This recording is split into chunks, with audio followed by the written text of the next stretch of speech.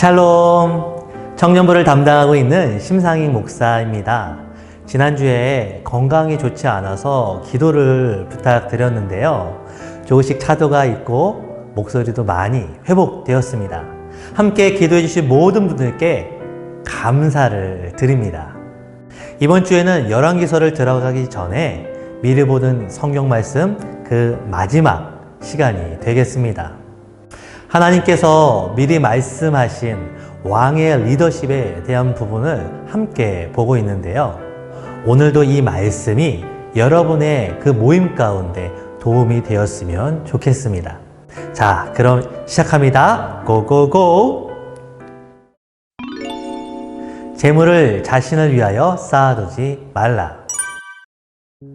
신명기 17장 17절의 말씀을 보면 다음과 같이 말씀합니다.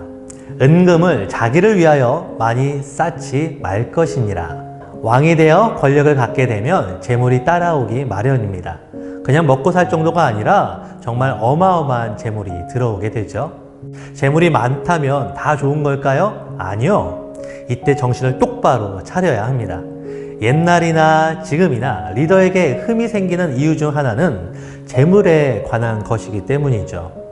성경에 나오는 이스라엘 왕 가운데 가장 부자로 알려진 사람은 바로 솔로몬이었습니다. 왕궁에서 쓰는 물건들은 하나같이 황금과 보석으로 되어 있었죠. 그런데 문제가 있었어요.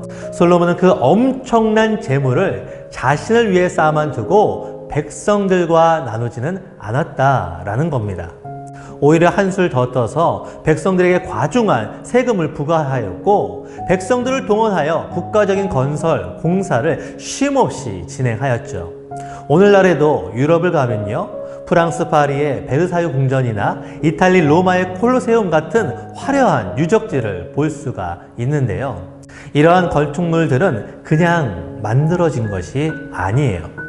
당시 절대 권력자들이 국민들에게 세금과 노동력을 착취한 결과물이라고 할 수 있습니다. 즉, 건축물의 화려한 모습 뒤에는 수많은 백성들의 피와 땀과 눈물이 있었다는 점입니다. 그렇다고 해서 하나님께서는 내가 열심히 일한 후에 벌게 된 그 재물을 탓하시는 분은 아니에요. 돈을 버는 것도 하나님께서 주신 축복의 결과물이기 때문입니다. 다만 하나님께서 그 재물을 통해서 원하시는 것이 있다는 겁니다. 고아와 과부, 나그네와 같이 약한 자를 돌보는 일에 풍성하게 사용하기를 원하신다라는 겁니다. 만약에 가난한 이들의 부르짖음에 우리가 무시하고 관심을 갖지 않는다면 하나님께서도 우리가 어렵고 힘들 때 부르짖는 기도 소리에 응답하지 않으실 것이라고 말씀하실 정도였죠. 그러나 솔로몬은 자기중심적으로 재산을 축적하였습니다. 많은 세금과 부역으로 백성들의 원성을 사게 되었죠. 결국 이러한 일은요, 다음 때에 가서 나라가 둘로 갈라지는 원인이 되고 말았습니다. 솔로몬의 잘못된 물질관으로 인해서 자신과 후손 그리고 나라의 운명까지 어렵게 만들었던 것이에요. 그런 점에서 우리는 하나님께서 주신 재물에 대해서 어떻게 관리하고 있는지 살펴보아야 합니다. 그리고 앞으로 우리에게 있을 자녀들에게도 땀 흘려 일하는 노동은 모두 소중한 것이며 대가로 얻게 될 재물을 어떻게 사용해야 할지 가르쳐 줄 필요가 있겠죠. 자, 무엇보다 하나님께서 주신 물질을 힘들고 어려운 이웃과 함께 나누는 것을 실천하고 있는지 살펴보아야 합니다. 우리가 나눌 수 있는 만큼 그 영향력이 생기는 법이기 때문이죠. 그러므로 리더는요, 자기를 위하여 은금을 쌓아둬서는 안 됩니다. 쌓아둔 재물은 썩게 되어 오히려 자신과 자손들에게 독이 될 뿐이죠. 우리는 축복의 종착역이 아니라 축복의 통로가 되어야 합니다. 율법을 주야로 묵상하고 지켜 행하라. 이제 마지막으로 가장 중요한 하나님의 리더십 지침이 남았습니다. 18절의 말씀은요, 왕위에 오르거든 이라고 시작하고 있습니다. 즉, 왕이 되자마자 해야 하는 일을 말하는 것인데요, 그것은 바로 율법서의 등사본을 가지고 있어야 한다라는 것이었죠. 왕이 되면 반드시 자신만의 성경책을 가지고 있어야 한다라고 말씀하신 겁니다. 이것이 의미하는 바가 뭘까요?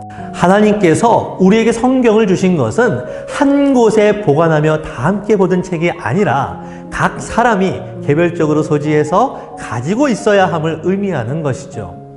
또한 19절의 말씀을 보면 이 성경책을 평생 자기 옆에 두고 읽어서 이 말씀대로 지켜 행할 것을 말씀하고 있습니다. 그러므로 우리는요, 성경책을 항상 곁에 두면서 읽고 또 읽어야 해요. 읽다가 감명 있는 말씀이 나오면 밑줄도 치고 그렇게 평생 정을 붙이면서 내가 사랑하는 책이 되어야 한다라는 거죠. 그래서 우리의 신앙의 선배들을 보면요, 항상 자신만의 성경책을 꼭 가지고 있었답니다. 하도 많이 봐서 여기저기 막 해질 때까지 그 성경책을 띄고 살았던 거죠. 그리고 그 말씀대로 살려고 애쓰는 삶을 살았어요. 세계에서 가장 높은 고층 건물 중에 하나인 버즈 두바이라는 건물이 있습니다. 이 건물이 지어질 당시 건축 관계자들에 따르면 100층이 넘는 초고층 건물을 지을 때에는 미세한 오차도 있어서는 안 된다라고 합니다. 그래서 철저한 정확성을 위해서 쓴 방법이 있는데요. 매 시간마다 GPS를 통해서 인공위성으로부터 계속 정보를 받아 점검하면서 건물을 지어 올리는 겁니다. 이렇게 고층 건물 하나 짓는 데에도 하늘 높이는 인공위성의 확인을 계속 받는 것처럼 우리 하나님의 백성이 이 땅에서 리더로 살아갈 때에도 끊임없는 확인이 필요한 법이에요. 바로 성경책을 항상 곁에 두는 삶이죠. 하나님의 말씀을 읽으면서 그 지침대로 행하는 삶을 살게 되면 우리는 세상의 가치관이 아닌 하나님의 말씀대로 사는 삶을 살게 됩니다. 그리고 그렇게 세상을 이끄는 하나님의 리더가 되는 것이 우리가 이 땅에 사는 이유와 목적입니다. 하나님의 말씀으로 사는 리더. 하나님 말씀을 통해서 항상 하나님과 교제하는 리더는 다음과 같은 특징을 갖게 됩니다. 첫 번째, 하나님의 말씀을 지켜 행하는 사람이에요. 18세기 영국에서 노예제도를 폐지하는데 가장 큰 역할을 했던 분이 윌리엄 윌버포스라는 사람인데요. 그는 영국의 정치인으로 국회의원의 삶을 살았습니다. 이런 윌리엄 윌버포스는 자신의 신앙을 두고 이렇게 고백합니다. 신앙이란 늘 입으로 고백될 뿐이 아니라 반드시 삶으로 높아져야 한다. 노예제도의 폐지라는 큰 일을 위해서 윌리엄 윌버포스가 한 일은 매일매일의 삶 가운데 아주 작은 것부터 하나님의 뜻을 계속적으로 실천하는 것이었대요. 당장 눈앞에 있는 불쌍한 사람을 도와주고 풀이 죽어있는 직원을 격리하는 일 등 아주 작은 일부터 차근차근 해나가게 되면 하루하루 실천하는 힘이 쌓여서 나중에 큰 일을 할 때에도 하나님의 뜻대로 순종하는 리더가 될 수 있다고 말하고 있죠. 이처럼 하나님의 말씀은 신비한 것이어서 말씀대로 행하는 삶만이 하나님의 엄청난 역사를 경험하게 된다는 것입니다. 둘째, 겸손하다는 점이에요. 신명기 17장 20절을 보면 그의 마음이 그 형제 위에 교만하지 아니하고 라고 말씀합니다. 리더의 자리는 사람을 은근히 교만하게 만들죠. 딴 사람은 다 변해도 자신은 결코 변하지 않을 거라는 생각이 가장 무서운 교만입니다. 그래서 우리는 늘 하나님 앞에 가까이 나가야 해요.